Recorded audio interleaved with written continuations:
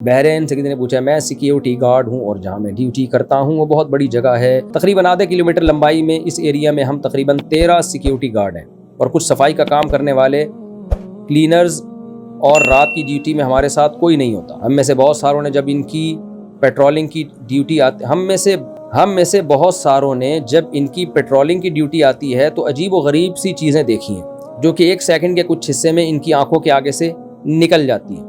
ابھی ہم سب بہت ڈرے ہوئے ہیں، پہلے تو ہم سمجھتے تھے کہ ہمارا وہم ہے، پر ایسا لگتا ہے کہ حقیقت ہے۔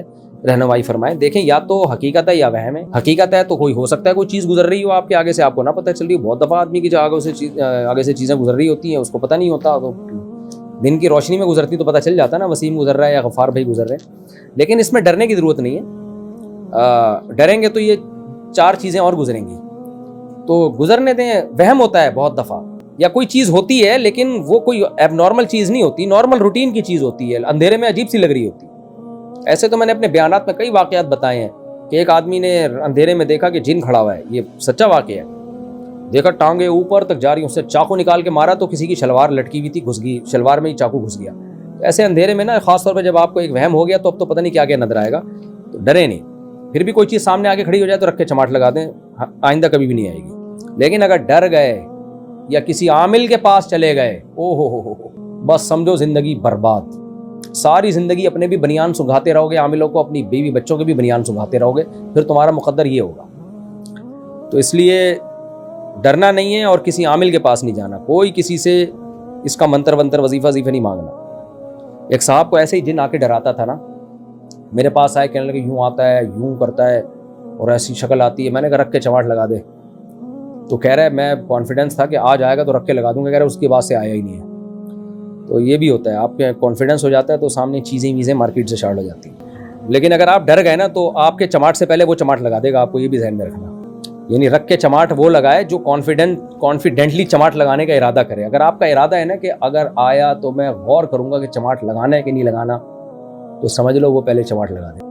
تو اس لیے پہلے ہی سے چماٹ تیار کر رکھے ہو، لگاؤں گا، آئے گا ہی نہیں۔ ہمارے حضرت نے بھی ایک دفعہ ایسے ہی کوئی جن بن بہت تنگ کر رہا تھا، کسی بچے پہ آیا ہوا تھا، حضرت نے رکھ کے لگا دیا، بھاگ گیا وہ۔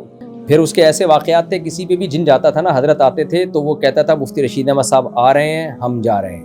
حضرت کے پہنچنے سے پہلے ہی مارکیٹ سے شارٹ ہو جاتا تھا۔ یہ تو جب ہے جب سچی مچی کا جن ہو، لیکن آپ کے واقعے میں مجھے جن بن نہیں لگ رہا، ایسے ہی کوئی وہم لگ رہا ہے۔ جن بھی ہو تو رکھ کے چماٹ لگا دیں، بھاگ جائے گا انشاءاللہ۔ صلو علی النبی۔ مطلقہ عورت جس نے طلاق کے بعد شادی نہ کی ہو، اسے جنت میں کیا ملے گا؟ جو آخری شوہر ہوتا ہے وہ والا ملتا ہے۔ اب چونکہ طلاق دی ہے، ایک تو ہوتا ہے نا بیوہ عورت کو تو وہی ملے گا جو اس کا آخری شوہر ہوگا، لیکن شوہر نے اگر طلاق دے دی تو وہ ملے گا نہیں ملے گا، اس بارے میں کوئی روایت یا کوئی حدیث میرے ذہن سے گزری نہیں ہے، اس لیے اس بارے میں خاموشی اختیار کرتا ہوں۔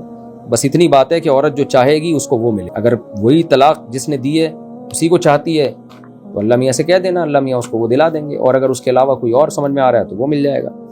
ہر خواہش پوری ہوگی، بس ہمیں یہ پتہ ہے، تو اس لیے مجھے اس بارے میں معلومات ہے نہیں۔ اگر کسی کے پاس کوئی حدیث ہو، کوئی ریفرنس ہو تو وہ دے دے، تو انشاءاللہ میرے علم میں بھی اضافہ ہو جائے گا۔ میں نے تو دعویٰ نہیں کیا کہ ساری علوم اللہ نے مجھے اکیلے ہی کو دی ہیں۔ طارق خان انڈیا سے، شادی بیاہ کی تقریب میں پٹاخے چلانا، آتش بازی وغیرہ کرنا کیسا ہے؟ کیا یہ گناہ ہے؟ اگر اصلی بندوق سے فائر کیا جائے تو کیسا ہے؟ پٹاخے تو جائز نہیں، آتش بازی بھی حرام ہے، ناجائز ہے۔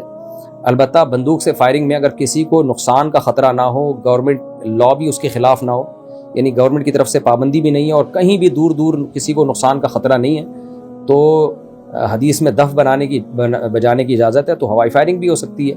لیکن بہرحال ہم نے دیکھا ہے ہوائی فائرنگ سے بہت سے لوگوں میں حادثات ہوئے، تو اس لیے میں نے تو صرف اتنا بتایا ہے کہ اگر ہوائی فائرنگ خلاف قانون بھی نہیں ہے اور اس میں کسی نقصان کا ذرہ برابر بھی کسی کو نقصان کا اندیشہ نہیں ہے تو پھر ہوائی فائرنگ کی گنجائش ہے، لیکن ایسا ہوتا نہیں ہے۔ یعنی بہت سارے واقعات ہیں ہوائی فائرنگ سے لوگوں کو نقصان ہوا ہے، بعض دفعہ سامنے گولی چل گئی، بعض دفعہ چیمبر میں گولی رہ گئی، پتہ نہیں چلا، وہ فائر ہو گیا، بارات جنازوں میں تبدیل ہو گئی، خوشیاں جو تھیں وہ مرثیوں میں تبدیل ہو گئیں۔ بہت ایسے واقعات سننے میں آئے ہیں۔ اور بعض دفعہ یہ بھی ہوتا ہے کہ جو ہوائی فائر آپ نے کیا، گولی اوپر جا کے بھی تو نیچے آتی ہے نا، وہ نیچے آ کے کسی کی کھوپڑی میں لگی ہے، اس کو زخمی کیا ہے، تو اس لیے اس میں نقصانات بہرحال بہت زیادہ ہیں، تو اس کو اپریشیٹ نہیں کیا جا سکتا، اس لیے ہوائی فائرنگ نہ کیا کریں۔ صرف دف بجانے کی گنجائش ہے، لیکن اس میں بھی آج کل لوگ اعتدال سے کام نہیں لیتے۔ جب دف بجاتے ہیں تو دف بھی پورا وہ موسیقی کے آلات کے ساتھ پھر ناچ گانے بھی، اس لیے علماء دف سے بھی منع کرتے ہیں، کیونکہ لوگوں کی لمٹ ہے ہی نہیں نا، کراس کرتے ہیں لمٹ کو، جو شرعی حدود ہے اس پہ قائم نہیں رہتے۔